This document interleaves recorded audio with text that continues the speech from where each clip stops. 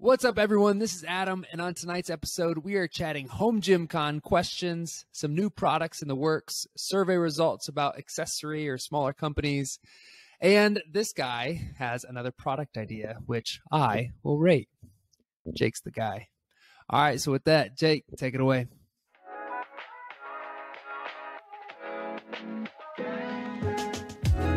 Welcome to the Garage Gym Experiment podcast, where we dive deep into the home gym scene. Each week, we put out Sunday surveys where you tell us your thoughts on products, builds, and all things home gym related. We're here to break down the numbers and to talk shop. So thanks for listening, and let's get started. All right. Thank you, Adam. Let's chat some home gym questions. So first of all, I really just want to make sure that the goal is clear. So the goal of the conference is really to bring the home gym community together, basically to meet their online friends and just those that have similar connection with them. We also want to make sure people are able to test out hundreds of pieces of equipment, learn from industry experts. We want to be able to watch some heavy lifts, whether it be from your peers, or maybe we're going to be able to bring in some of the stronger people within the Midwest to show off. And then also just a chance to some of your favorite equipment suppliers. So we did give people the ability to ask questions in our Instagram story, and we said that we would discuss them on the podcast this week. We really didn't get too many questions, but I'll run through some of the primary ones we saw. So what vendors will be there? So while we released tickets last week, we have not given official offerings for vendors to be here quite yet. We're just working out a few things with the resort to make sure that we have everything in place before we give specific offerings. We should be able to start reaching out within a week or two to these vendors so that they can sign up when they're ready. But I will say that we did have over 20 vendors reach out proactively without us reaching out. So we've seen nothing but support from a lot of the vendors, and I'm really excited to see who actually signs up. With that being said, I do realize that most people are going to want to see who's going to be there before they buy tickets. So while we did start offering the tickets, it's totally understandable if you want to wait to see who actually signs up before you purchase your own. Next up, any instructional presentations. Again, this is something that we want to do. We're still finalizing some things, but I personally would love to have an Olympic weightlifting option, and then also just either a general strength or some sort of like big three presentations or instructional learning opportunities. Next up, why is it so expensive? So these tickets are going to be a little bit more pricey than your standard expo. So there's a few reasons for that.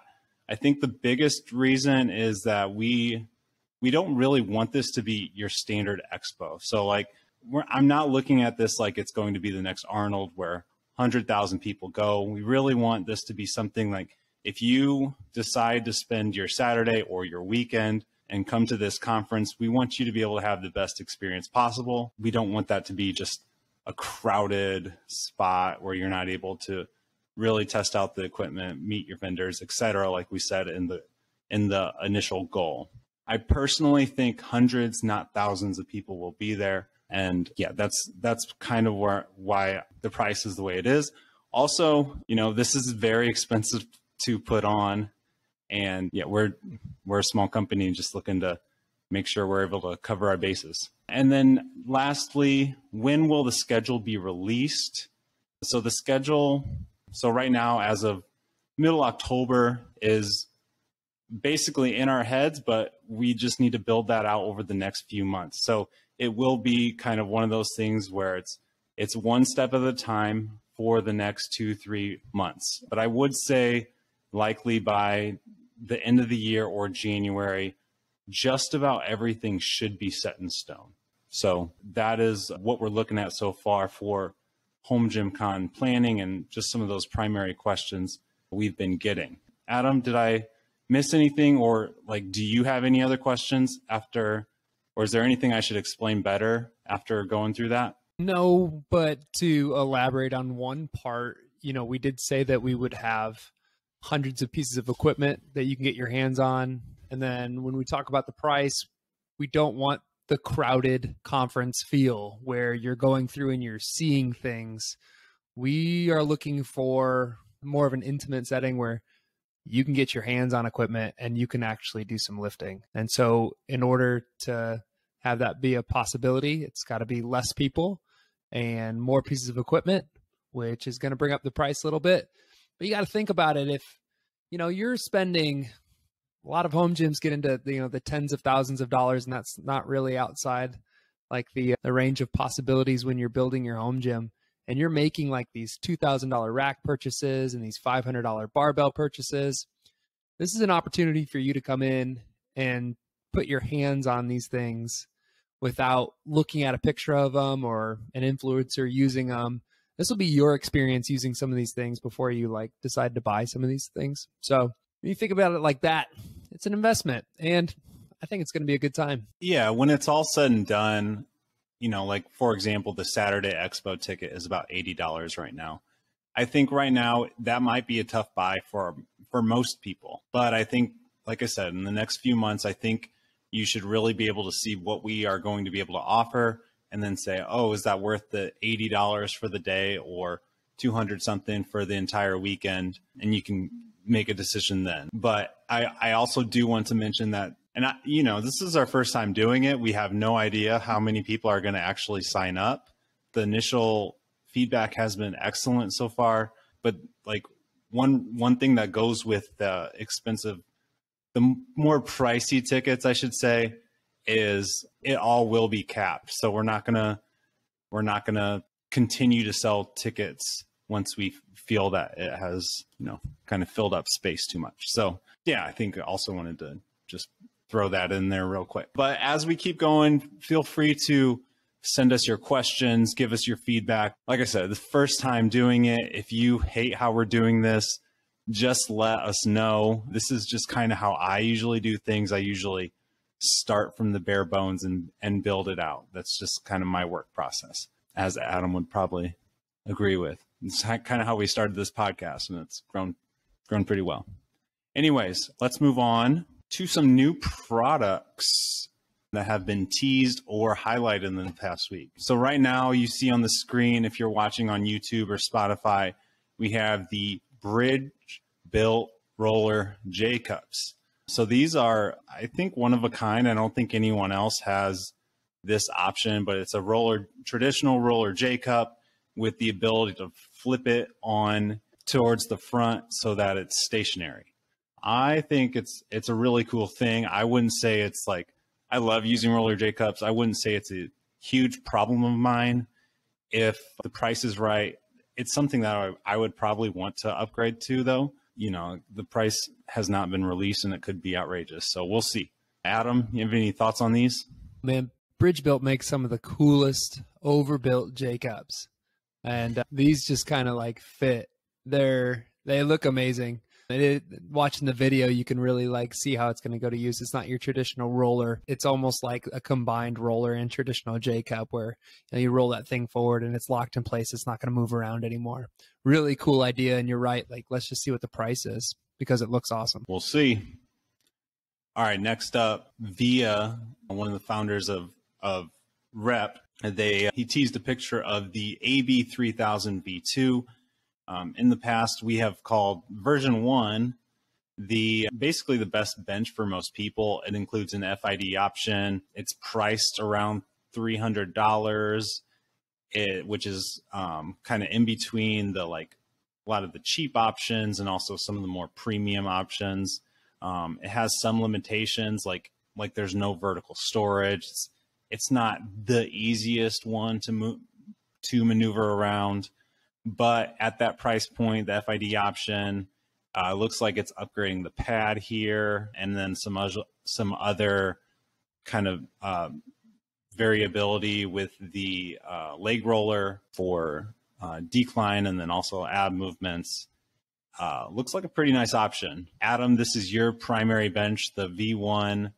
Any thoughts on this one? before we Yeah, I move love the on? 3000. Looks like they went a little underbuilt back on like the ladder. I'm, staring at mine right now. Missing a front handle to wheel it around. I know this is just like a tease picture, so hopefully that gets added in later. I mean, that's the best part when I start wheeling is grabbing the handle on the front and pushing it around. But I love the 3000 and a version 2 if it's an upgraded version.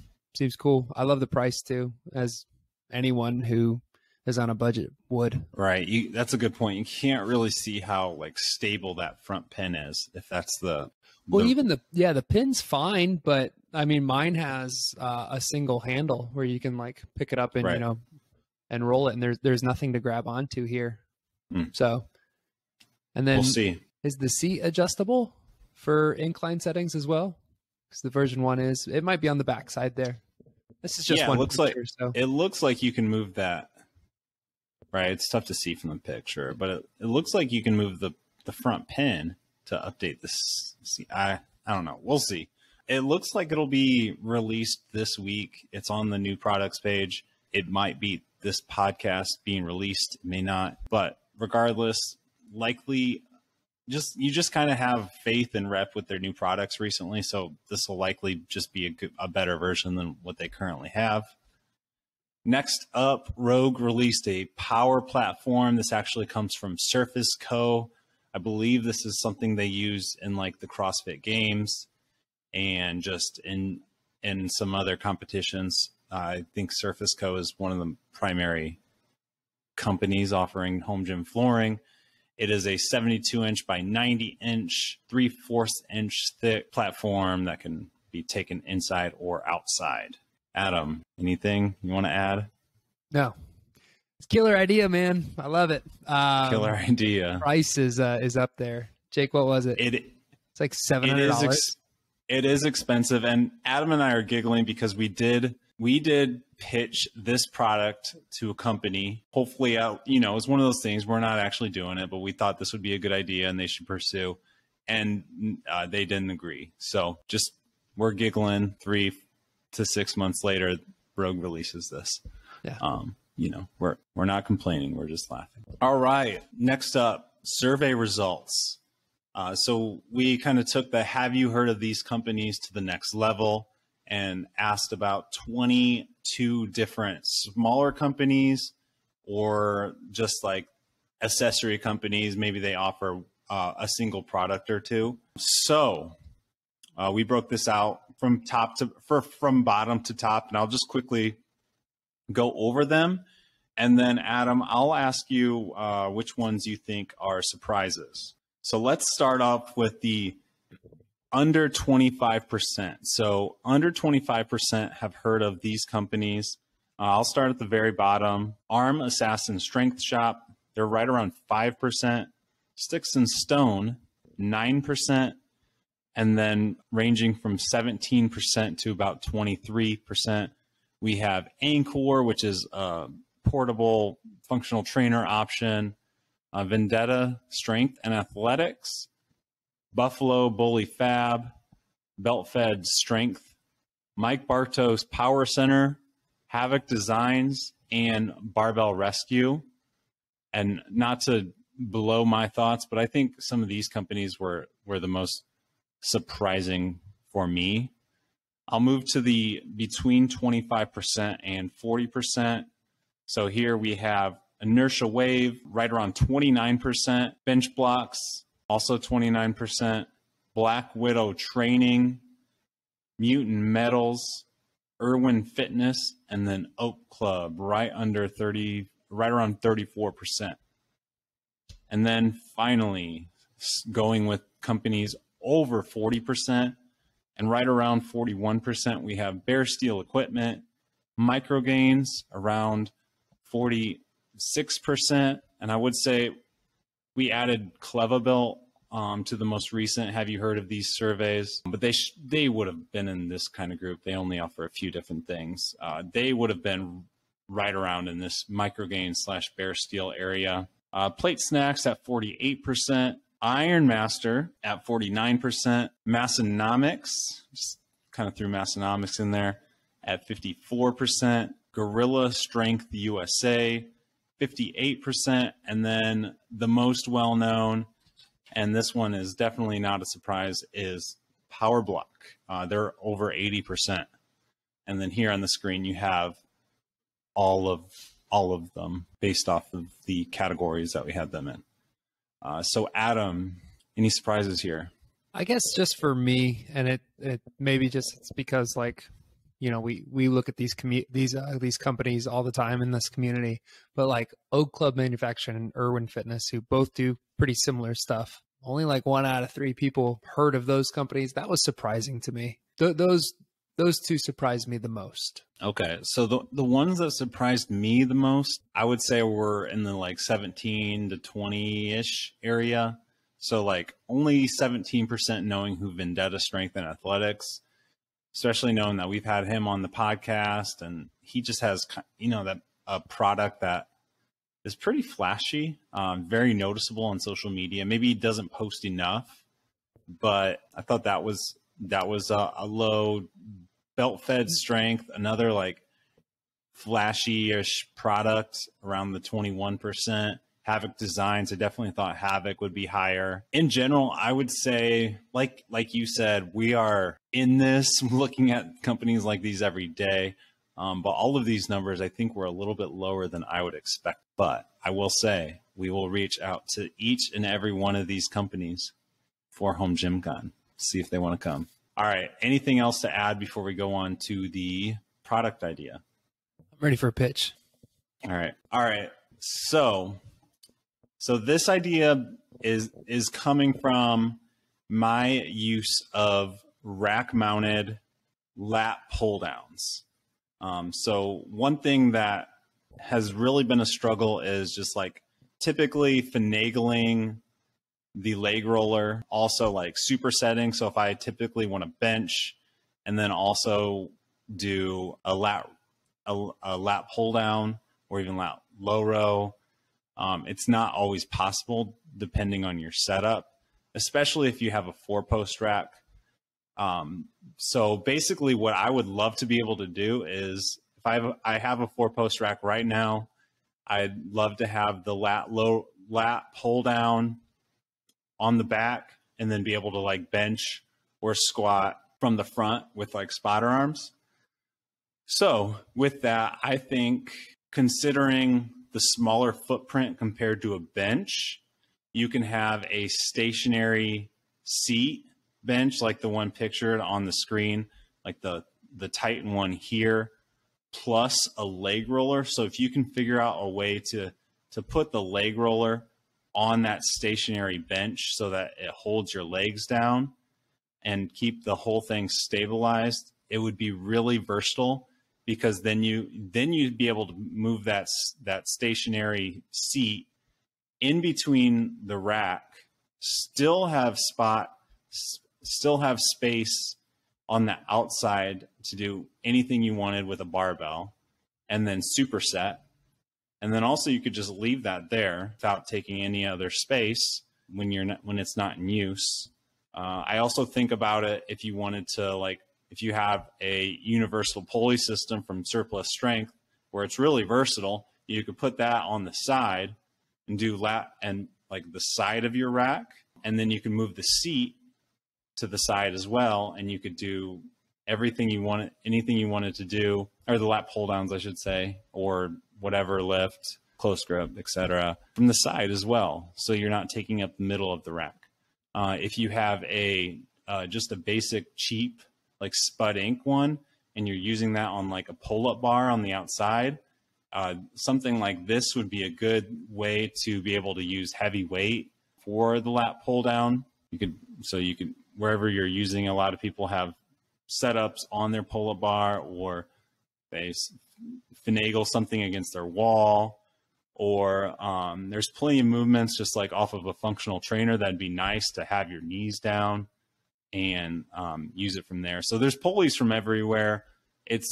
Sometimes it's difficult to go heavy without knee rollers, and you want to sit down on something as opposed to like going all the way down to the floor. So I think this would be a really nice option, just combining a seated stationary bench with a knee holder. And I don't think it would be too difficult to just basically add in a hole like at the front, or a square hole where you can slide in something like this knee holder. So I know like Adam and I have discussed this on a bench, but I think something on a seated stationary bench where there's a backrest could potentially be something. Yep. And you know how I feel about this idea. I love it because the one thing about, your rack attached lat pull downs that you're missing, and yeah, you can get knee rollers, but that lat seat is a huge perk, which is like the benefit of having something with a Rogue, where it attaches to the upright, and you can hook their lat seats in there. That's where Rogue really gets the win on the Slinger, with all the other issues the Slinger has. Now that they have the stack column and the seat, that's an awesome combination, because that's what I miss is a nice seat. Yeah, we did talk about this, Jake. We sent it some sketches and stuff. I think speaking of Vendetta, we sent it to Britton to get his comments about it. Never got back to him, but he sent it back. But we sent it as a full bench, not a seated, a little more versatile, stationary seat. That's what I meant to like really get across. Is it's really just that little spot, a smaller seat that you could really put within a rack and still have the full front rack if you had like a 4-post rack. That's what I was saying. Smaller seat would be way better. The issue that he came back with us and that we had kind of talked about is having you'd have to load weight to the bottom of the bench. So as you're doing like a lat pull down, it would pull you in the bench and kind of rock you up a little bit. But yeah, I love this idea. If you can get something like this to work and to stay on the ground as you're pulling, it'd be awesome. So if I have to give it a 1 out of 10, it's a 9 for sure. Okay, nice. Yeah, I think I couldn't quite figure out like the mechanics in my head, like what happens to the seat, but I'm sure there's some workarounds with like the legs and stuff that could really help, or just like some sort of stabilizer. But anyways, I could definitely see people buying something like this in addition to their bench. Imagine if Rep had like a small chair like this with a knee holder that like slid into the back for their lat pull down and somehow like attached to the rack at that point so it's secure in there. I don't know. I'm overthinking it, but some kind of seat option with a knee holder. Yeah, or even just like a seat that connects to the bottom cross members. Yeah. Something to give you a lat pull down feel where you're not just like sitting on your bench. Anyways. Hey, Rep, are you listening? Anyways. All right, 9 out of 10. If you have additional thoughts, add them to the comments. But that is going to do it. Cool. Tonight, we chatted HomeGymCon questions. We got into some smaller companies and accessories, things like that. And then we got a product pitch as well. But that's going to do it for us tonight on the episode. If you liked it, be sure to keep your eye out for new episode releases wherever you listen to podcasts. Stay involved on our social media sites by following Garage Gym Experiment and taking part in the Sunday surveys on Instagram so that you too can be a part of the conversation. Like, follow, subscribe to the channel on YouTube, and get involved in our website for all your home gym content needs. Jake, this may be the night. Do you have anything else left for the listeners? No. We don't care about you guys. Just kidding. All right, we'll catch you next time. Thanks.